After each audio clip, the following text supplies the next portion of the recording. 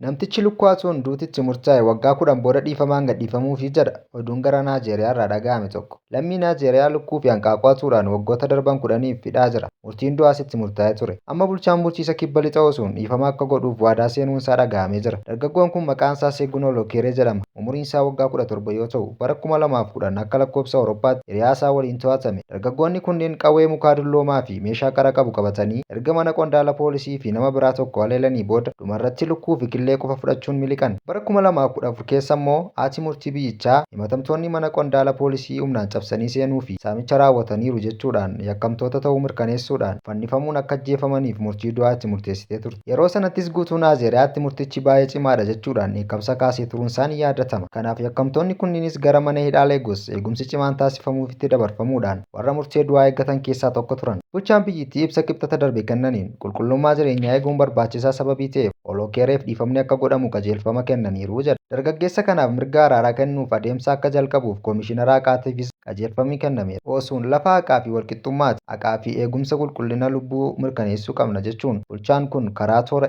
X yookiin Tiwiitarii isaa maxxansee jira. Hireen Moraakinyoo Saandar kan Olokeree waliin murtiin itti murtaa'e garuu ibsicha keessatti maqaan isaa hin kaafamne. Waggootaafis maatiin Olokeree gareewwan mirga namootaaf falmaniif lammiileen Naajeeriyaanis akka gadhiifamuuf falmaa turan. Dhiyeenya kanas maatiin isaa miidiyaa tokko irratti dhiyaachuudhaan ilmi isaanii tokkicha kun akka dhiifamaan gadhiifamuuf gaafataa turaniiru. Haaluma kanaanis jalqaba bara 2025tti akka gadhiifamuuf ni eegama.